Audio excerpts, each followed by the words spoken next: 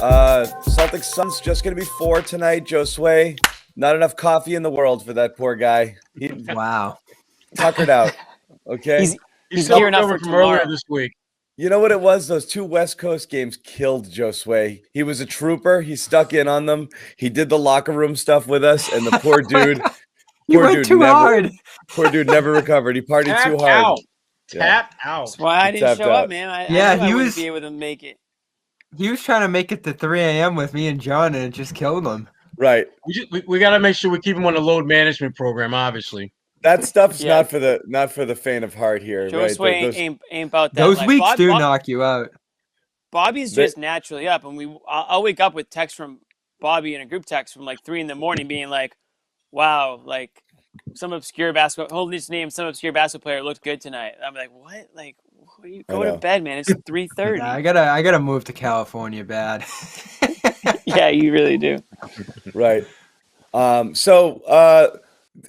Lots of things to talk about for this game. I want to say this right out of the top. Okay, I want you to say it. Let's hear it. Let's go, Jimmy. Let's go. I was going to say it's sorry, I didn't mean to cut you off, John. I think there was a little delay there, but what I want to say, it's very big of you to show up for this show tonight. It's very big of you. Oh, so God, round of applause, I think, is due for John. For showing his face tonight after Kemba Walker's greatest game of the season, possibly his Celtics career.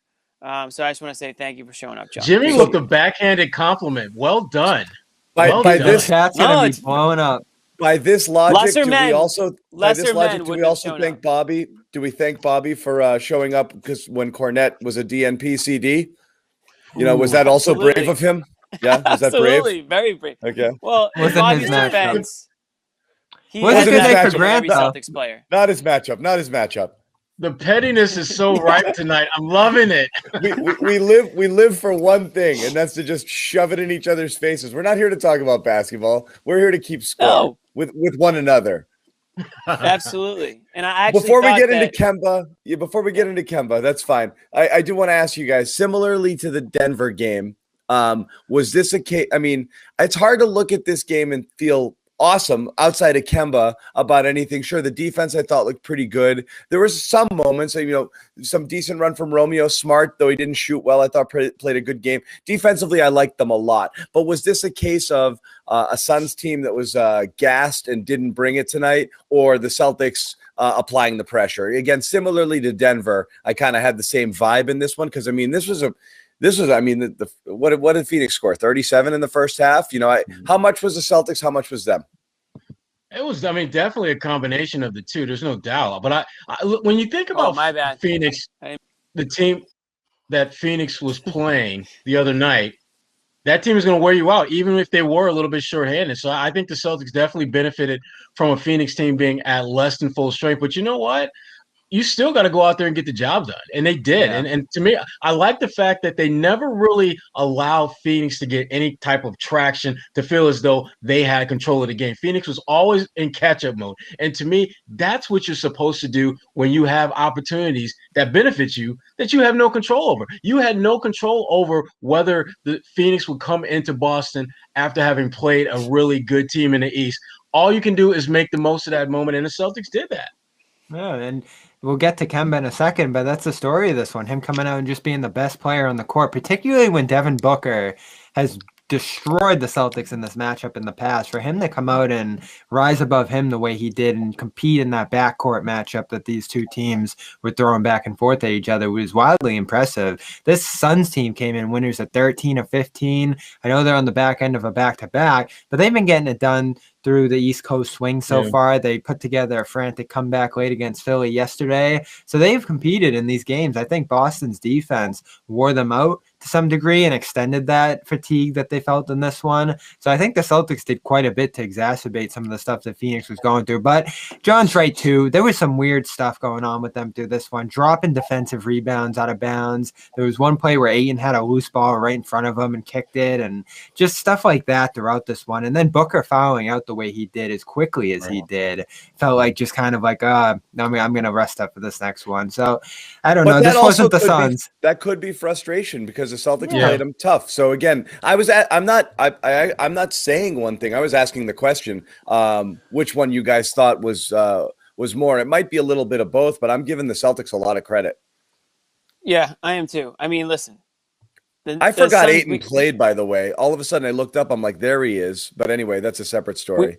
We can't talk about this game without at least acknowledging the fact that the Suns just went to war last night against the Sixers. You know, 24 hours later. So that's tough. You know, if the roles were reversed and the Celtics lost this way, I think a lot of Kemba's been off since Saturday. are saying that, you know, they're coming off the back-to-back schedule loss. That being said, you know, I was happy with the performance of the Celtics. I mean, they were shorthanded too. You know, no Jaylen Brown tonight, no Rob Williams, no Evan Fournier. So let's not act like they're at, 100% either. So I think, with those two things, noted, it was a good performance from the Celtics. A game that they kind of had a pretty solid lead throughout most of it. Certainly the second half. I know that the Suns kind of, they're clawing back a little bit here and there, but Celtics kind of answered every little comeback by the Suns, and they pushed the lead back up, which was good to see. They didn't ever let it get to extreme panic mode where it was a one possession game or anything like that. So I was impressed by it.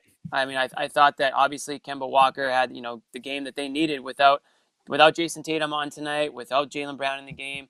That's the Kemba Walker that needs. He's almost like a chameleon now. He gives the game what it needs, a lot more so than maybe in previous seasons when he was just more about being the guy all the time. Particularly with how bad Tatum was. They needed it badly in this one. I want to get into both in a second, but I do definitely agree that look, you're supposed to do that. You get your team on a back-to-back, they're going to come out. It's what teams do. You jack a bunch of threes, see if they fall, and if they're not, it's like, oh crap, we're going to have to try. And Celtics just made them work for it, and it's really hard to do, especially coming off of last night's. You're supposed to try to, to wear that team down. But again, you guys are right.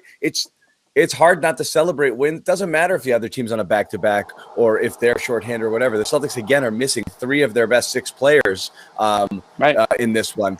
And, you see it in those moments when Tatum's not on the floor, and you don't have Jaylen Brown, how hard it is. So, again, without Kemba was Superman tonight because they didn't just need to make up for Kemba. They needed to make up for Tatum, who had again, strangely, another weird, I didn't feel like he played as poorly as he shot. I actually thought he actually played a decent game, but it's a second straight game where he's just shot horribly. Yeah, and there's no specific rhyme or reason to that other than that he's just not making shots that he normally makes. Yeah. To me, the challenge is for him to continue to find ways to impact the game positively when he's not making shots. And we're seeing him do that. But there were some weird lineups that we saw out there from the Celtics tonight, lineups that I hope we don't see much of in the future. Kemba, Payton, Jabari, Romeo, Grant, that 5-man unit? No. Some funky bench groups in this one. And that's why I say, too, there were some groups out there, particularly in the second half, where I was just waiting for the Suns to. They had a couple bursts in the first half. I thought too. I was like, this is going to be the time. And they just couldn't scrap it together. And Romeo, Grant, Parker, all those guys were on the floor. How long did they get away with putting Parker at the 4 and Grant at the 5? Where I'm just sitting there waiting for this to get down to 5, and I think it only got as close as 7 or 9 down the stretch there. So the Suns, particularly in that second half, just didn't have any gas amount of anything. Beyond that, the 20 turnovers. The Celtics were throwing it everywhere in this one, and the Suns just didn't do anything with it. I couldn't believe they had that 1-10-0 push in the first half. That's the only time I thought, all right, here come the Suns in this game. They were just kind of going through the motions tonight. I want to say this, and I know we mentioned it, but they got Booker completely out of his game. I mean, 4 offensive fouls. He was playing frustrated. They were clamping down on him. He couldn't get into any sort of rhythm whatsoever tonight. And I also want to just remind everybody that the 70 points that he scored in Boston a few years ago, that was a fake 70. Let's not forget that wasn't a real 70. I just want to throw that out there for anybody watching. That was a fake 70. What the hell is a fake 70-point game? A fake 70-point game is when your coach intentionally fouls halfway into the fourth quarter so that you get your guy extra possessions and get to the line and get to that 70 points because the Suns had absolutely nothing. Yeah, that's the problem. That was a bullshit 70. That was a clean 60 and a bullshit 70. It tainted the 70 because he still would have been. And then we still would have been talking about his 60-point game. That was one of my.